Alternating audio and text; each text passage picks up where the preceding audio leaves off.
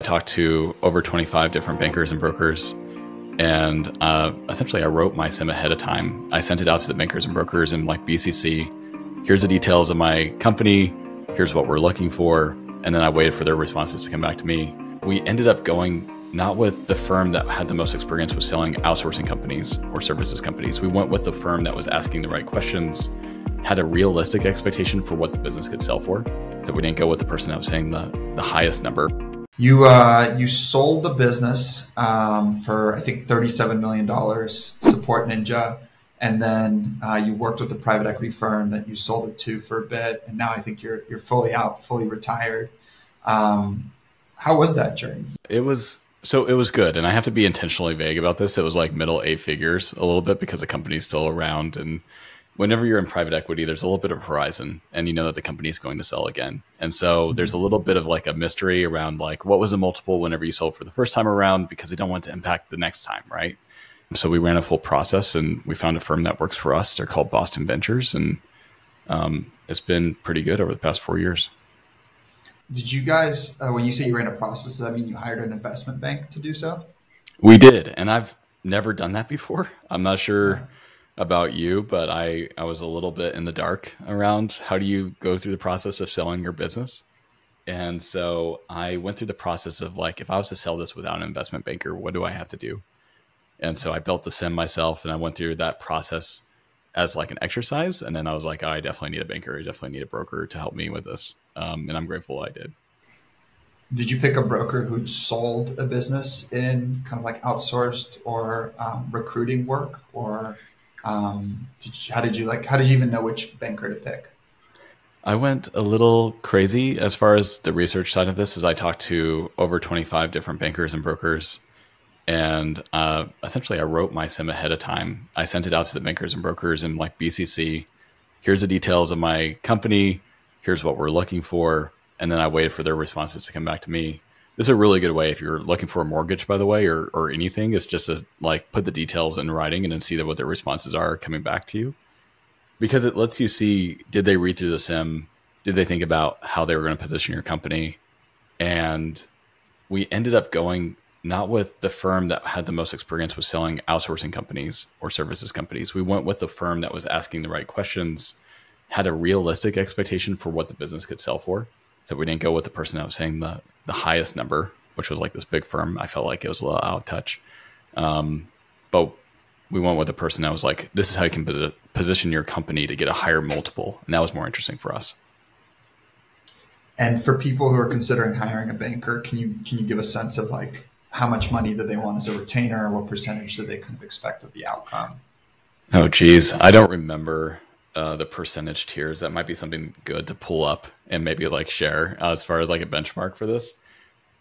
One thing I can say about this process is that we did split out a couple of things. So I maintained relationships with other CEOs and other potential buyers. So that was like a less percentage on the success fee if we sold to those people. And then I had a number that I thought we could sell for. And then if they sold above that number, then we would give them a kicker. So I do remember those two different parts of how we structured the deal. That's great. Yeah, we do that too sometimes. If we have a relationship with an owner, we might carve that out of the contract, or we might just say, hey, it's going to be a lower percentage if it ends up selling to them. Yeah, and I think that's fair, right? Like sourcing the deal is a big part of the process. Yeah, I think so. And they want to win your business, so they're gonna be okay with that ultimately. You know, they have a bigger universe of buyers, hopefully, that they can go to. Okay, so you hired these guys. Did they give you a sense of valuation up front and how they thought your business would be valued, whether it was off of revenue or EBITDA? Yeah, they did. And once you get to a certain size, it is mostly based off EBITDA multiples and what companies have sold recently around that deal. It really does help if you have a bigger company that goes public around the same time as you go to sell your business.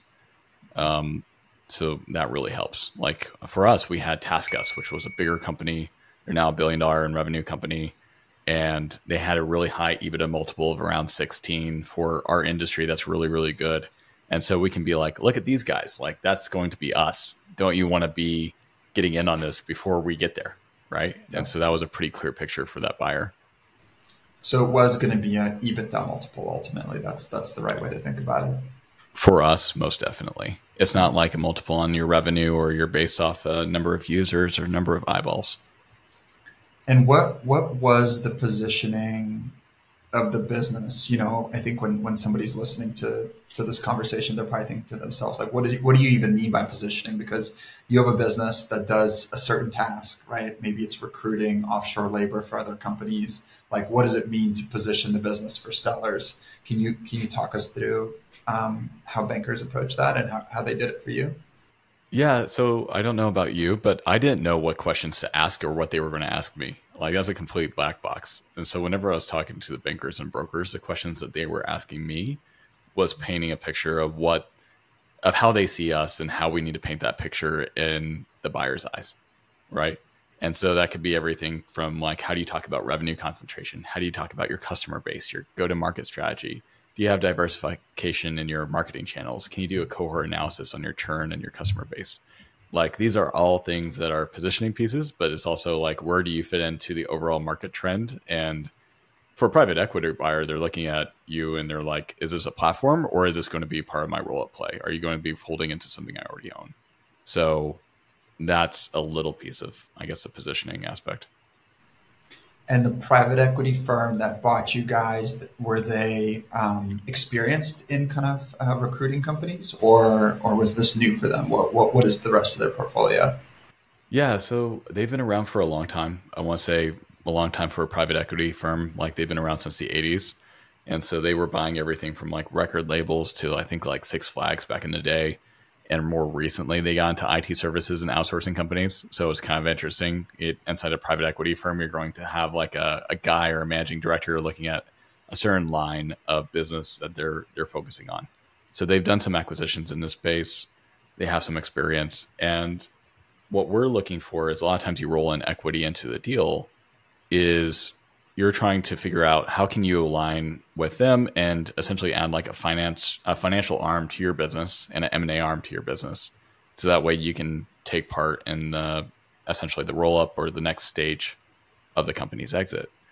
And so they did have experience, and that was one of the reasons why we went with them is that they understood our business and they understood how to ask the right questions. And we were also very particular about our culture. And if you sell to a strategic, that's out the window. If you sell to a private equity firm, you're able to push a little bit more and keep that culture the way it is. You're kind of kicking the can down a little bit, but I think that was pretty important to us too. So from the conversations that I've had with other private equity firms who do, let's call it roll-ups in general, they'll find a great company that becomes the like pillar, the foundation of the roll-up, right? This is kind of the brand that we want to expand. They'll try to find somebody who's like a good operator, a good CEO, who's been in the industry for a while, and then they will go out, acquire that business, and then use it perhaps to go out and acquire a number of other businesses, hopefully at lower multiples, let's say. And then as an aggregate, once the business is kind of consolidated and all the operations are running smoothly together, the aggregate is kind of worth more than the sum of the parts. You know, let's say maybe it trades at a higher valuation, like 10 times or 12 times EBITDA, Yeah, because for sure. you know, Taskus is up there at 16 times. Yeah. Was that what they were looking to do when they came to talk to you? They say, Connor, like this is our playbook. Here's a number of years that we want to do this for. Here's how big we think we can get. Yeah, that's essentially it. And I appreciated it because I understood where they stood, right? You understand what they're looking for. They have a MOIC, they have a multiple that they want to receive from the cash that they're putting into the deal. And then they have a strategy or a playbook on how that's going to cascade while you buy additional businesses.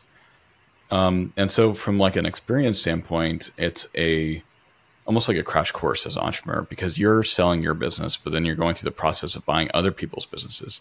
So then you start to see you get more transaction experience in a very short amount of time.